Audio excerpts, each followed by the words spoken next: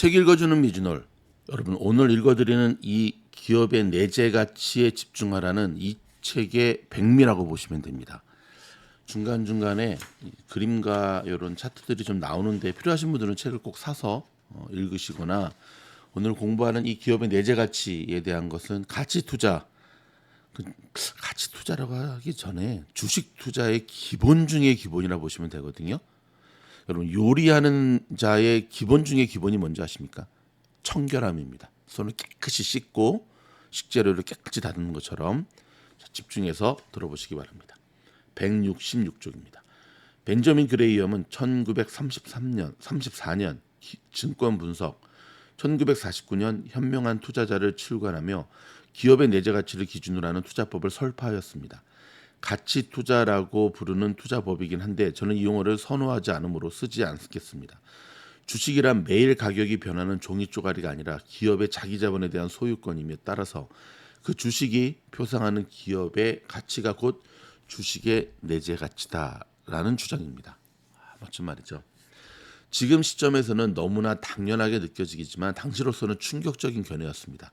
주식에는 정당하게 받아야 할 가격, 즉 내재 가치가 존재하며, 이 가치보다 가격이 쌀 때 사서 가격이 가치에 수렴할 때까지 기다리면 된다는 투자 기법은 많은 투자자를 매혹했습니다. 사실 저는 이런 투자 기법은 그레이엄의 주장을 곡해한 것이라고 생각합니다. 그래서 가치 투자라는 용어를 선호하지 않습니다. 내재 가치와 그레이엄의 주장 등에 대해서 구체적으로 이야기를 풀려면 책 한 권으로도 모자랄 듯하니 여기서는 핵심 문제만 짚어보겠습니다. 질문은 두 가지입니다. 첫째, 내재 가치가 존재하는가? 둘째, 존재한다면 계산 가능한가? 그레이엄은 가격과 가치의 관계에 대해서 가격은 우리가 가르치는 것이고 가치는 우리가 받는 것이다 라고 버핏에게 가르쳐 주었습니다. 주식을 사면 우리는 무엇을 받나요? 이 또한 제가 즐겨하는 질문입니다. 주식 증서를 받는다고 대답하기도 하지만 이는 동어 반복입니다. 주식을 샀다는 게 곧 주식 증서를 소유한다는 뜻이니까요. 주식 증서를 소유한 우리는 어떤 권리를 가지나요? 네, 주주총회 의결권과 배당 수령권 등이 있습니다. 의결권은 임원의 임명, 해임, 증자 결정, 배당 금액 결정 등 회사의 자원 배분에 대한 결정 권한이 결국 기업이 누구를 대리인으로 선임해서 자본을 불려나가게 할 것인지에 대한 결정 권한입니다. 배당의 권한은 근원은 무엇인가요? 기업의 이익 잉여금이죠. 그리고 최종적으로 법인을 청산하게 되면 어떤 일이 벌어지나요? 채무를 탕감하고 남은 재산, 즉 자녀 재산에 대한 분배 청구권을 지닙니다. 정리해 봅시다. 주식을 소유한 우리는 기업이 부채를 차감하고 남은 이익을 어떻게 활용할지에 대한 결정권을 갖습니다. 일부는 배당하고 일부는 유보하여 앞으로 더 큰 배당을 주고, 여의치 않다면 사업을 중단할 수 있게 하는 권한이죠. 상장 주식은 이 권한의 가격표가 붙어서 매일매일 시장에서 거래가 될 뿐입니다. 주식에는 실제로 표상하는 어떤 권리가 있습니다. 주식을 매매한다는 것은 이 권리를 사고 파는 것이기 때문에 이 권리의 가치가 곧 주식의 내재 가치라고 할 수 있습니다. 따라서 첫 번째 질문의 답은 존재한다입니다. 두 번째 질문으로 갑시다. 주식의 가치는 어떻게 계산할 수 있을까요? 주식은 자기 자본에 대한 소유권이자 누구에게 자원 배분을 맡길 것인지를 결정할 수 있는 권한입니다. 자원 배분을 하는 이유는 종국에는 주주에게 더 큰 자본을 돌려주기 위해서지요. 결국 주주로서 얼마의 현금을 회수할 수 있느냐가 주식의 가치입니다. 채권의 경우로 환산해 보면 문제는 간단해집니다. 채권을 소유하면 특정 시기마다 이자를 받고 만기가 되면 원금을 돌려받습니다. 이자와 원금을 다 더하면 채권자가 얻는 총 현금 흐름이 나옵니다. 여기서 각 현금 흐름의 발생 시점마다 할인을 해주어야 합니다. 오늘의 1만 원이 1년 후에 손에 쥐게 될 1만 원보다 더 가치가 있다는 데에는 쉽게 동의할 수 있을 겁니다. 1년 후에 1만 원이 현재의 얼마와 동등한 가치를 지니느냐를 계산할 때 1년 후에 1만 원을 나눠주는 수치가 바로 할인율입니다. 할인율이 10%라면 1년 후에 1만 원은 1만 원을 1.1로 나눈 값인 9,091원의 현재가와 동등합니다. 원금이 100만 원이고 1년마다 이자 5%를 지급하고 3년 후 만기가 되는 채권의 현재 가치는 이렇게 구할 수가 있습니다. 즉 PV, 현재 가치는 1.1 분의 5만 원 플러스 1.1 제곱 4제곱분의 5만 원 더하기 1.1 3제곱분의 5만 원 플러스 1.1 3제곱분의 100만 원은 87.6만 원. 현금 흐름을 단순히 합산하면 115만 원이지만 할인율 10%가 적용되니 이 채권의 현재 가치는 87.6만 원이 됩니다. 만약에 할인율이 5%라면 어떻게 될까요? 즉 PB는 1.05분의 5만 원 더하기 1.05 제곱분의 5만 원 더하기 1.05 세제곱분의 5만 원 더하기 1.05 세제곱분의 100만 원은 100만 원. 즉 딱 100만 원이 되네요. 할인율과 이자율이 동일하기 때문에 액면가와 현재 가치가 동일하게 나옵니다. 현금 흐름을 창출하는 자산이라면 이 모든 개념을 적용하여 가치를 계산할 수 있습니다. 주식도 여기에 해당이 됩니다. 주식의 경우 주주에게 돌려주는 현금 흐름을 쭉 나열하고 적절한 할인율로 할인하면 되겠죠. 이 방법을 DCF라고 합니다. 주식의 가치 평가에는 다양한 공식이 있습니다. 만 주주가 가져갈 몫을 어떻게 정의하고 계산하기 쉬운 형태로 변형하느냐의 차이일 뿐 모든 가치 평가 공식은 DCF로 환원할 수가 있습니다. 문제는 여기에 들어가는 변수들이 너무나 복잡하고 주관적이라는 데 있습니다. 기업은 주주들에게 특정 시점에 특정 금액의 현금을 돌려줄 의무가 없습니다. 그때그때 경영진의 판단으로 배당이나 사내 유보를 결정합니다. 주주들은 그런 경영진의 판단에 대한 동의 여부 또는 경영진 자체에 대한 신뢰 여부를 표현할 수 있을 뿐입니다. 불확실한 미래 현금 흐름을 추정하는 데에는 아주 많은 주관이 개입합니다. 얼마나 미래까지 추정해야 할지, 각 시점의 현금 흐름은 어떻게 될지 등을 파악하려면 엑셀 시트 100개를 써도 모자랄 수 있습니다. 또한 할인율도 문제입니다. 이미 눈치채신 분도 많겠지만 어느 정도의 할인율이 적정한지 결정하는 데에는 현금 흐름이 얼마인지 추정하는 것에 버금할 정도로 거센 논란이 있습니다. 워런 버핏은 DCF에 대해서 이렇게 말합니다.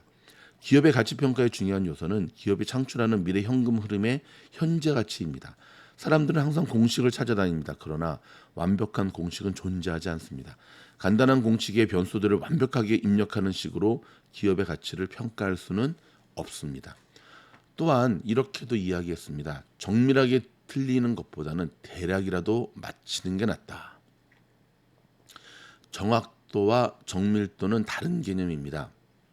정확한 사격은 여러 발 사격을 했을 때 대략 원하는 지점 부근을 맞히는 것이고 정밀한 타격은 탄착점 사이의 간격이 좁아진다는 것을 의미합니다. 기업 가치의 경우 수백, 수천 개 자료를 집어넣어서 소수점 7번째 자리까지 정밀하게 계산해 봤자 결국 틀릴 뿐입니다. 앞서 철저히 분석하라 해서 말씀드린 것처럼 많은 자료를 활용할수록 결과물에 대한 확신의 정도는 더 높아집니다. 가치평가의 세계적 권위자 어스워스 다모다라는 내러티브 앤 넘버스에서 이렇게 말합니다. 수를 가지고 작업을 많이 하다 보면 숫자가 정밀해 보이거나 그렇게 보이도록 꾸밀 수는 있지만 실제로는 더욱 정밀하지 않다는 것을 금세 깨닫게 됩니다. 특히 미래 예측과 관련해서는 더더욱 그러하다.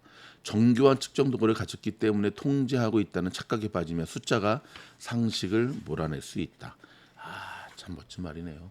숫자가 상식을 몰아낼 수 있다. 주식을 공부하기 시작한 분들은 대체로 가치평가 기법의 환상을 가지고 있습니다. 내재가치 계산에 대한 비밀이 있으리라 생각하지만 열심히 공부하다 보면 도달하는 진실은 단순합니다. 원하는 값이 있다면 얼마든지 숫자를 끼워 넣어서 맞춰서 그 값을 만들어내는 도구가 되는 것이 가치평가 기법입니다. 그렇다고 가치평가 기법을 공부할 필요가 없다는 뜻은 아닙니다. 오히려 반드시 공부해야 합니다. 그래야만 현란한 숫자를 늘어놓는 사람들 앞에서 주눅들지 않을 수 있습니다.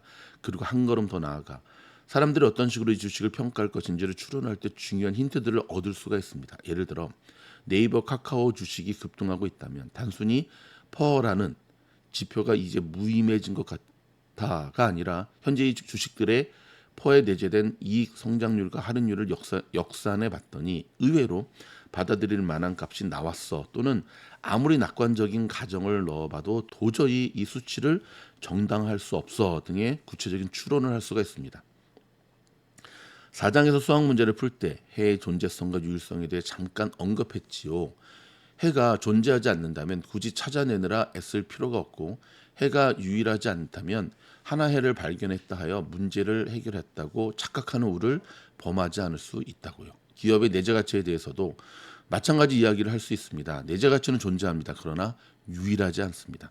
내재 가치는 우리 마음속에 있습니다. 그러므로 내재 가치가 정확히 얼마냐를 정밀하게 측정하는 데 시간을 쓰기보다는 내재 가치를 측정하려고 노력하는 사람들의 심리를 추측하는 것이 성과를 내는 데 더 유용할 것입니다. 야, 이거 참 멋진 말이네요. 내재 가치는 우리 마음속에 있기에 내재 가치가 얼마나 정확히 정밀하게 측정하는 데 시간을 쓰기보다는 내재 가치를 측정하려고 노력하는 사람들의 심리를 추측하는 것이 성과를 내는 데 더 유용할 것입니다. 대부분의 개미들이 이걸 거꾸로 하는데 문제가 있는 거 아시죠? 제가 어떠한 기법을 좀 가르쳐 줘도 그 기법을 계속해서 연습해서 내 것으로 만들 생각은 안 하고 99%의 정확성과 1%의 오차가 있으면 그 1% 때문에 에휴 이거 별로네. 팀장 이거 안 맞아요. 이따위 소리 나고 있어 아주 그냥. 정말 짜증 확 나네. 그래서 대부분의 사람들은 또 그런 것도 안 해요. 그래도 그 정도 한 사람은 뭔가를 해본 사람이지. 근데 그거 아십니까?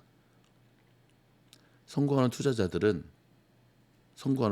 이 책에서 이야기한 대로 얼마나 정밀한지만 쫓는 그 시간에 그걸로 돈을 계속 벌고 있어요.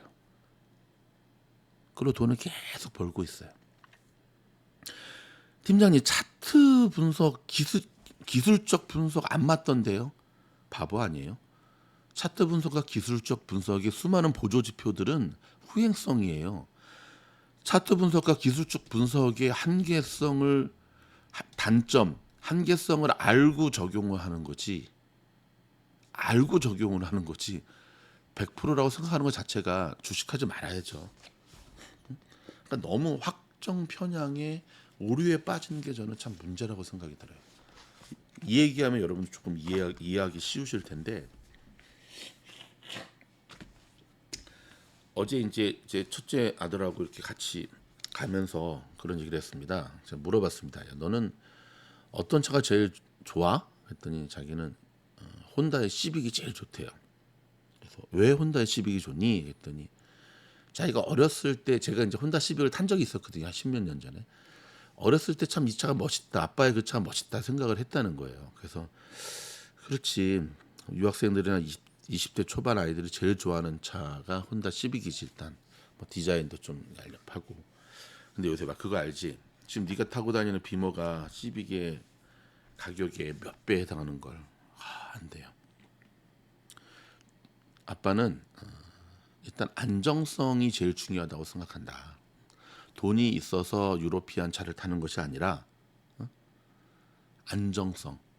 사고가 났을 때 물론 그렇다고 그 전에 이제 동일한 질문 저한테 하더라고. 아빠는 어떤 브랜드가 좋니? 그래서 저는 아빠는 허머가 좋아. 근데 가스가 너무 많이 잡아먹어가지고 절판이래. 단종이 됐잖아. 그래서 이번에 EV 허머가 이제 나온 거 보고 아빠는 언제 기회가 되면 허머는 EV 전기차 허머를 꼭 한번 사보고 싶어. 근데 요새 봐. 허머가 아니라 허머 할아버지라도 아무리 튼튼한 차라도 이 프리웨이에서 이 80마일 100마일 달리면서 사고가 나면 죽을 수밖에 없어. 근데 중요한 거는 시빅은 너무너무 약하다는 거지.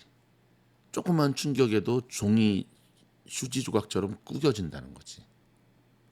결국 우리가 아무리 튼튼하고 안전한 차를 탄다고 운전을 막 하고 조심해서 하지 않으면 그냥 죽겠지. 하지만 안전한 운전을 한다 하더라도 교통사고를 하는 게 내가 잘한다고 되는 게 아니지 않니? 할 수 있으면 튼튼한 차를 사야 되는 것이 잔고장이 좀 있더라도 우리의 생명을 지켜내는 현명한 방법이라 생각한다. 그래서 아빠도 처음 미국 왔을 때는 돈 없던 시절이니까 10년 된 캠리를 탔지만 어느 순간 이거를 깨닫고 차들을 튼튼한 차로 바꾸기 시작했단다. 여러분 제가 이 비유를 왜 드리는지 아시죠? 우리가 공부하는 수많은 기법, 뭐 벤저민 그램이 얘기하는 가치 투자, 이 모든 세상의 기법은 100%는 없습니다, 여러분. 100%라고 하는 게 존재한다면 누구나 다 부자가 될 수가 있죠. 그러니까 그런 핑계 대고 안 하지 말고 그 한계성을 오히려 찾아내면서 그 한계성을 극복하려면 어떻게 해야 되는가. 보통 이제 일론 머스크가 이런 걸 많이 했죠. 수많은 실패 속에서 하나의 완성된 가치를 만들어내가는 방법. 이것이 성공 투자의 지름길이라고 생각합니다. 고맙습니다.